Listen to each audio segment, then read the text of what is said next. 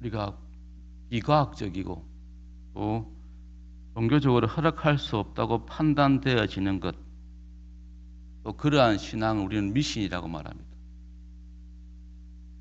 예를 들면 이런 겁니다. 시험 볼 때 미역국을 먹지 않지 않습니까? 그러니까 미역국이 가지고 있는 그 미끄러운 질감, 그것 때문에 그거 미역국 먹고 시험 치러 가면은 미끄러 넘어질까, 떨어진다고, 그렇게 해서 시험 치러 갈 때는 미역국을 먹지 않습니다. 이런 게 바로 미신입니다. 저에게도 미신 같은 일이 있을 때가 있습니다. 뭐냐니까 세차만 하면 꼭 일주일 안에 비가 오는 겁니다. 우리에게 이런 것들이 있습니다. 뭔가 과학적인 근거는 없는데 내가 뭔가 행할 때마다 내가 기대하지 못하는 결과가 주어지면 그것이 하나의 신앙이 되어서 우리를 지배할 때가 많다는 겁니다. 그러니까 우리가 뭐 미신할 때 점이나 금기나 이런 것들 다 여기에 포함됩니다. 종합적으로 말하면 과학적이고 합리적 근거가 없는 것을 이제 몇 번의 경험을 통해서 맹목적으로 있는 것을 미신이라고 할 수 있습니다. 과학의 세계에서도 마찬가지입니다. 제가 비과학적이고 합리적인 근거가 없는 것을 미신이라고 말했는데, 그럼 과학에서는 이런 미신이 없을까요? 과학에서도 미신이 드러날 수 있습니다. 이런 겁니다. 뉴턴이 만유인력을 발견했을 때 그 만유인력을 통해서 시간과 공간은 절대 불변한다고 믿어왔습니다. 그 이후에는. 그런데 아인슈타인이 상대성 이론을 발견하고 나서는 이제 이 시간과 공간은 상대적인 개념이 되어버렸습니다. 아인슈타인 전까지는 이게 과학적으로 시간과 공간은 절대 불변하다라고 믿었는데, 아인슈타인 이후에 시간과 공간도 불변한 게 아니다, 다 상대적이다, 그렇게 바뀌어버린 겁니다. 그러니까 과학조차도 어떤 새로운 이론에 의해서 대체되면 그 전까지 이론은 그냥 이제 미신처럼, 그러니까 이제 와서 아인슈타인의 상대성 이론이 개발되었는데 계속 뉴턴의 그런 세계관 속에 있으면 그 세계관에 있는 사람들은 바로 미신적인 그런 모습을 보인다는 겁니다. 그러니까 과학에 있어서도 그 전까지 이론을 뒷받침할 만한, 그 전의 이론을 뒤덮을 새로운 논리가, 이론이, 근거가 제시되면 그 전 것은 다 바뀌게 됩니다. 그러니까 새로운 이론이 나와서 대체해버리면 그 전의 이론들은 다 끝이 됩니다. 그런데 그 전의 이론들을 계속 믿고 있는 것은 그게 바로 미신이 된다는 겁니다. 그렇다면 우리가 우리 신앙에 있어서도 성경적으로 볼 때 미신은 없겠습니까? 성경적으로 우리가 미신을 어떻게 정의할 수 있겠습니까? 바로 오늘 거기에 대한 답이 오늘 말씀에 나와 있습니다. 이제 열왕기상이 22장까지인데 이제 20장입니다. 이제 다음 주 되면 열왕기상이 끝나는데, 이제 그래서 지금 열왕기상의 막바지에 와 있습니다. 이제 마지막 부분을 진행하고 있는데, 이 앞부분의 흘러온 맥락을 보면 어떻습니까? 엘리야는 갈멜산에서 큰 성질을 합니다.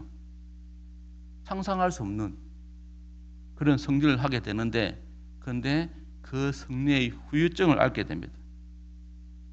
그 이유는 그 갈멜산에서 하나님의 능력으로, 하나님이 함께 하심으로 성립하게 되었는데, 그런데 그 성리 후에 이 엘리야가 이세벨의 반역에 생각과 마음을 빼앗기려 버린 바람에 그는 말할 수 없는 후유증을 앓게 됩니다.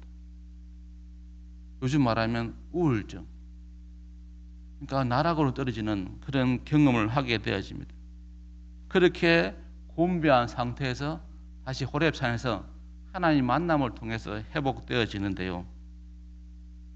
근데 그 나락으로 떨어지게 된 이유가 바로 엘리야의 삶 가운데 어느 순간에 하나님의 음성이 차단되어지는, 하나님의 음성을 듣지 못하는 그런 상태가, 엘리야가 나락으로 떨어지는 그 모습과 무관하지 않음을 우리가 보게 되어집니다.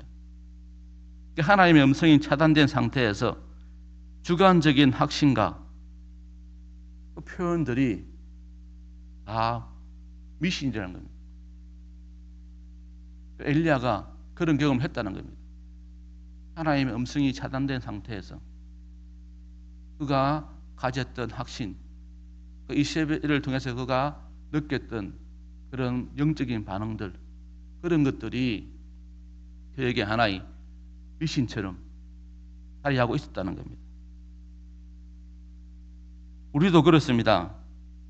정말 틀림없다는 합리적 근거가 제시되어서 확신을 갖고 정말 손뼉을 치고 무릎을 치면 맞다 할 정도의 그런 말을 들을 때가 있는데, 그럴 때 조심해야 됩니다.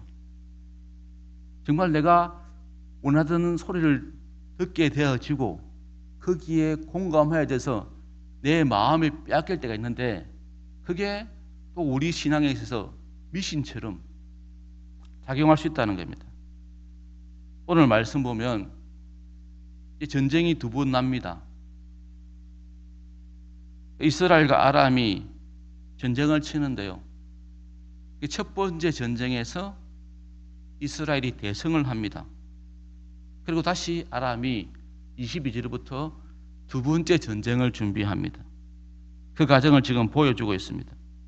첫 번째 전쟁에서 아람 왕 베나닷이 패해 도망하게 되고, 그래서 그 분을 못 이겨서 두 번째 전쟁을 준비합니다.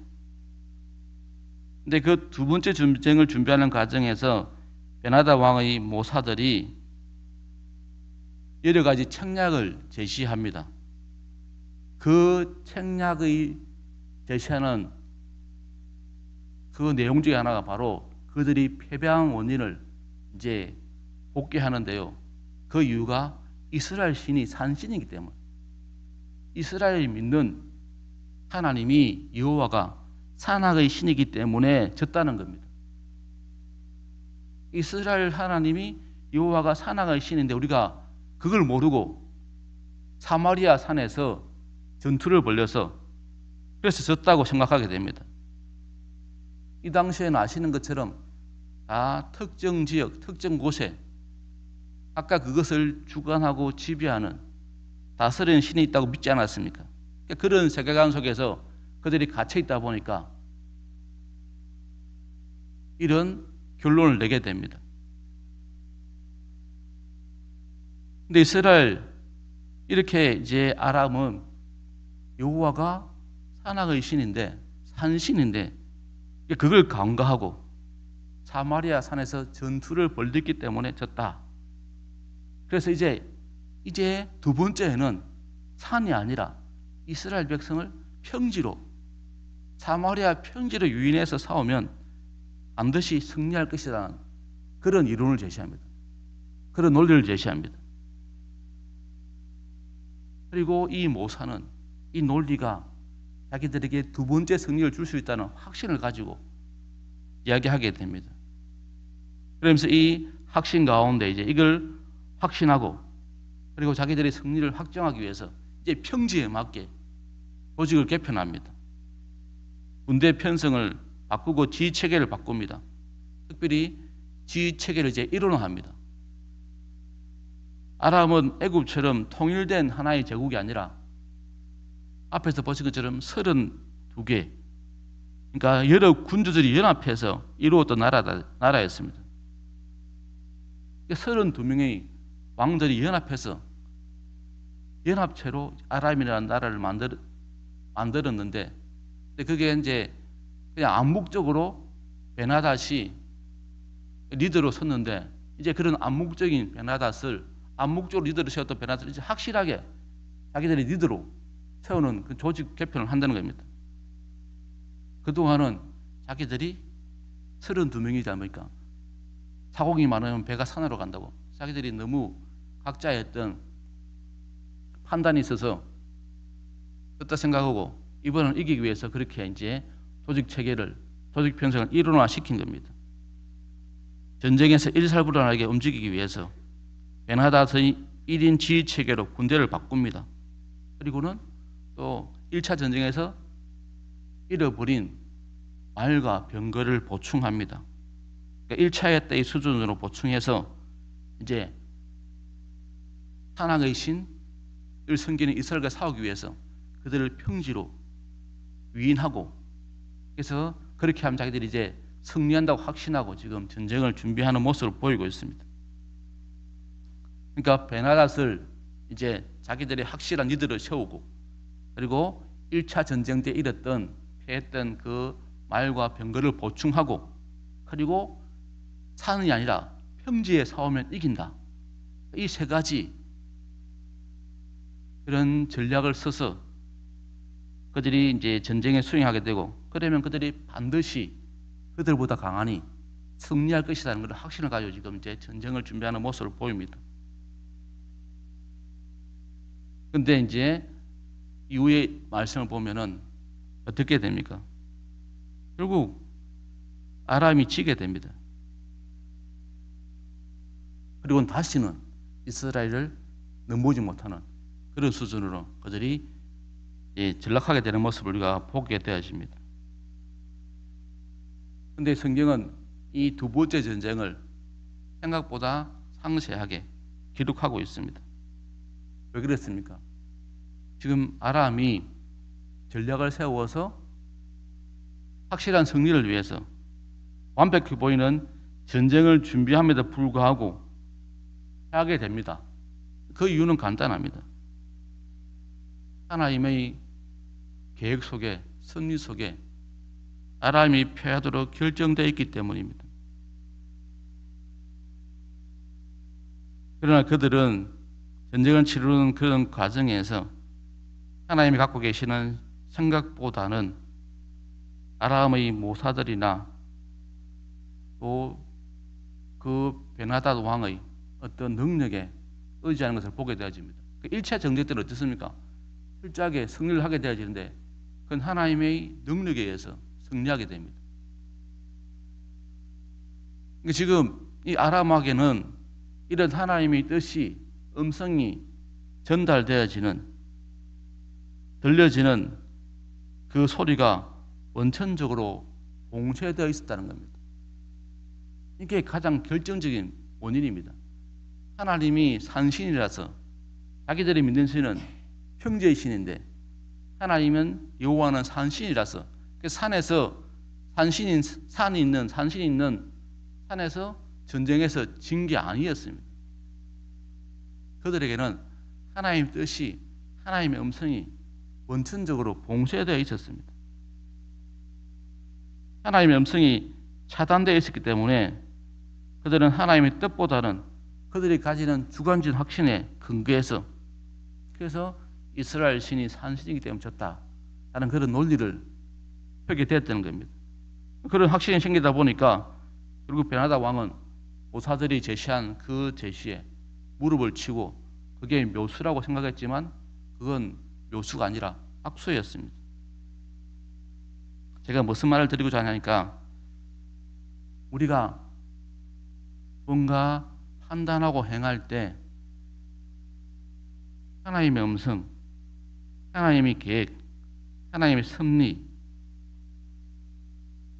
그것이 봉쇄된 상태에서, 하나님의 뜻을 모르는 상태에서 우리가 가지고 있는 주관적 확신이나 또는 그 내 확신을 부추기는 그런 공감된 말들, 그런 생각들, 그런 전략들, 이런 것들은 다 미신에 불과하다는 겁니다. 우리가 신앙을 가지고 있지만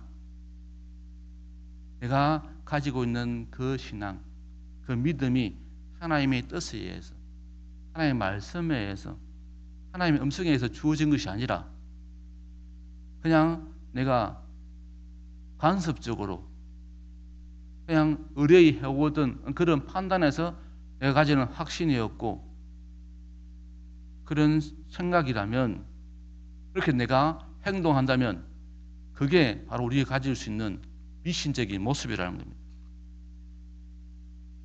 오늘 성경은 분명히 말씀하고 있습니다. 눈앞에서 치러야 할 전쟁에 대해서 유일한 대안은, 대책은 바로 하나님의 생각이라는 겁니다. 하나님의 뜻이라는 겁니다. 하나님의 계획이라는 겁니다. 우리에게 유일한 올바른 판단은 오직 전쟁을 승리하시는 하나님 한 분에게만 있다는 것을 다시 한번 우리가 보여주고 있습니다. 그러니까 1차 전쟁 때는 이것 때문에 이겼습니다. 그러니까 이 아람은 이것 때문에 이스라엘이 이겼는데, 그걸 모르는 아람은 결국 뭔가 자기들이 불리한, 전술적으로 전략적으로 불리한 곳에 싸웠었다고 그렇게 판단하고, 그래서 또 무모하게 두 번째 도전을 하는 모습을 보이는 겁니다. 우리는 기억해야 됩니다. 우리가 삶 가운데서 치르는 모든 영적인, 우리가 소위 말하는 영적 전쟁, 그러니까 그 상황에서 우리가 승리할 수 있는 유일한 방법은 바로 하나님의 음성입니다. 하나님의 뜻입니다. 하나님의 계획입니다. 이걸 기억해야 됩니다. 하나님의 말씀으로 세상이 창조되었고 하나님의 섭리로 진행되고 있습니다. 그리고 이걸 놓쳐서는 안 됩니다. 이걸 늘 고백하고 있지만 막상 또 우리에게 주어진 맞닥뜨린 현실, 그 상황에 직면하게 되면 이것을 잃어버리고 그냥 하나님의 음성에 귀를 기울이기보다는, 하나님의 뜻을 찾기보다는 자기 확신, 자기 주관적 경험, 그런 정보에 의지할 때가 많은데 그게 얼마나 잘못된 것인지, 그게 우리를 또 종교적 미신으로 빠지게 하는 그런 것들임을 다시 한번 우리에게 이야기하고 있습니다. 하나님이 가지고 계신 뜻과 계획에 상관없이 내가 승리할 수 있다고 하는 그 착각, 우리가 그 미신에서 우리가 벗어나야 되겠습니다. 우리가 하나님의 음성을 듣지 못하고 하나님의 말씀에 근거하지 못하고 지금도 내가 뭔가 확신하고 행동하려고 하는 것이 있다면, 여러분 다시 한번 오늘 말씀을 생각하시면서 하나님의 음성에 귀를 기울이시기 바랍니다. 여러분의 마음을 뺏고 있는 그 소리에 귀를 닫고 엘리야가 호렙산에서 하나님의 음성을 들은 것처럼 다시 그 음성으로 우리가 나아가야지, 그 음성 듣고 나아가야지 승리할 수 있다는 것 우리가 기억하시고, 내가 가지고 있는 그런 미신된 판단으로 움직이지 마시고 말씀에 근거해서 기도 가운데 하나님이 들려주시는 그 판단과 지혜에 따라서 움직일 수 있는, 행할 수 있는 우리가 되었으면 좋겠습니다.